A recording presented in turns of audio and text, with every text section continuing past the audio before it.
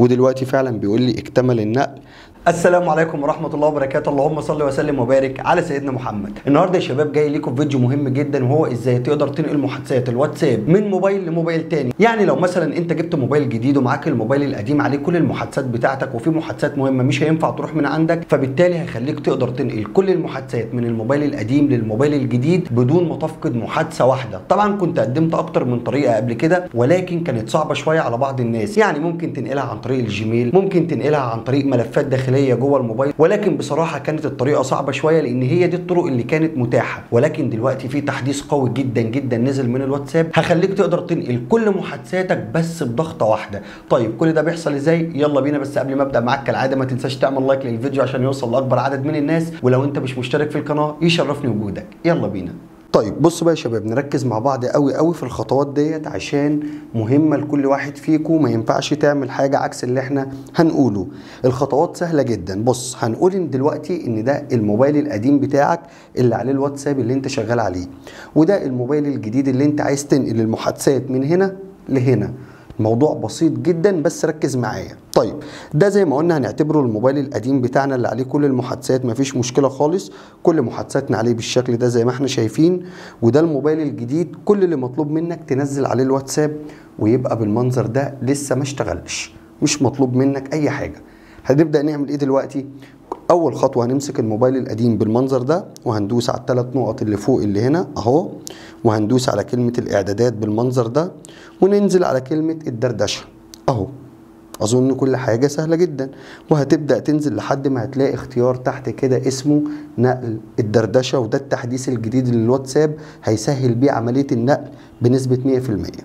هتدوس على نقل الدردشه، هتبدا تفتح معاك الصفحه دي بالمنظر ده. هتقوم حاطط الموبايل زي ما هو كده وما تعملش اي حاجه تاني. خلي بالك ما تدوس على كلمه البدء زي ما انا سايبه كده، هتسيب الموبايل القديم، وبعد كده نقوم ماسكين الموبايل الجديد بالمنظر ده اللي هو المفروض عليه الواتساب اللي لسه هنشغله. هنبدأ ندوس كده اللي هو احنا لو بصينا كده هنيجي ندخل من هنا بالمنظر ده زي ما احنا شايفين اهو، الموافقة والمتابعة. هيبدأ يقول لك حط رقم الموبايل اللي انت عايز تشغل بيه. هتبدأ تحط انهي رقم موبايل بقى؟ هنحط رقم الموبايل اللي في الموبايل القديم. هنبدأ نحط الرقم بالمنظر ده. حد فيكم هنا بقى يا شباب ممكن يقول لي طب ما انا لو حطيت الرقم هنا والمحادثات ما رجعتش هبقى خسرتها على التليفون القديم، لان الموبايل اوريدي الواتساب هيتقفل عليه. لو عملت نفس اللي انا بعمله قدامك بالظبط، انا بقول لك بنسبه 100% مفيش اي ضرر هيحصل عليك. تمام. هنبدا ندوس كلمه التالي بالمنظر ده. هنا بيبدا ياكتف الواتساب زي ما احنا شايفين، بيقول لي عايز تاكد الرقم، هدوس له اوكي. الرقم اللي احنا حاطينه في الموبايل القديم اللي شغال عليه الواتساب. المفروض ان انا هنا بستنى الرساله تجيلي عشان خاطر ابدا اشغل الواتساب عادي. طيب دلوقتي يا شباب الكود بتاعي وصل، المفروض ان انا هحطه زي ما احنا شايفين بالمنظر ده اهو. بس بدخل الكود اللي لسه واصل لي اهو، مفيش اي مشكله خالص، بيبدا يتحقق من الكود. انا هنا عامل رقم سر للواتساب بتاعي، يعني الخطوه دي مش ضروري تجيلك، فهبدا احط الرقم السري بتاع الواتساب الخاص بيا. هبعد بس الموبايل زي ما احنا شايفين كده بالمنظر ده. بمجرد ما بدوس زي ما احنا شايفين بالمنظر ده، ايه بقى اللي هيظهر قدامي؟ بدا يظهر نقل سجل الدردشه من هاتف قديم زي ما احنا كده شايفين يا شباب. هنا بيقول لي البدء في الموبايل القديم، والجديد بيقول لي متابعه. هاجي على الموبايل الجديد وهدوس له البدء بالمنظر ده، هيبدا يفتح معايا سكان اهو. وهاجي هنا هدوس له متابعه في الموبايل الجديد، هيبدا يقرا معايا سكان كود، هقول له اوكي زي ما احنا شايفين بالمنظر ده. هيبدا زي ما احنا شايفين كده بالمنظر ده اهو، وبيبدا ينقل المحادثات كلها من الموبايل القديم اللي هو اصلا ده عشان محدش يتلخبط اهو. هبدا اجيب لك ده هنا وده هنا زي ما كان اهو، وهو دلوقتي بينقل المحادثات وبالفعل نقلها زي ما احنا شايفين اهو.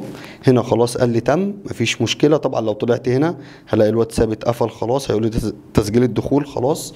هركن بقى ده خالص. وهنا ده بيحضر الرسائل بتاعته زي ما احنا شايفين بالمنظر ده اهو. بتبدا تيجي على الموبايل الجديد، مفيش اي مشكله خالص. الموبايل القديم كده دوره خلص اهو. فاحنا دلوقتي مستنيين معاه زي ما احنا شايفين بالمنظر ده عشان نشوف هل المحادثات كلها تيجي ولا لا. ودلوقتي فعلا بيقول لي اكتمل النقل.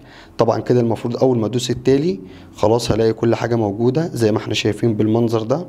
بيبدأ كده يفتح معايا واحدة واحدة. هتلاقي كل المحادثات اللي كانت موجودة على الموبايل التاني على الموبايل ده، بس هتلاقيها من غير ارقام طبعا، لان انا لسه ما ضفتش الجيميل بتاعي هنا ولا ضفت اي حاجة، بس انا حبيت اوريكم الطريقة. وبالفعل كل المحادثات زي ما احنا شايفين رجعت معايا تاني اهي.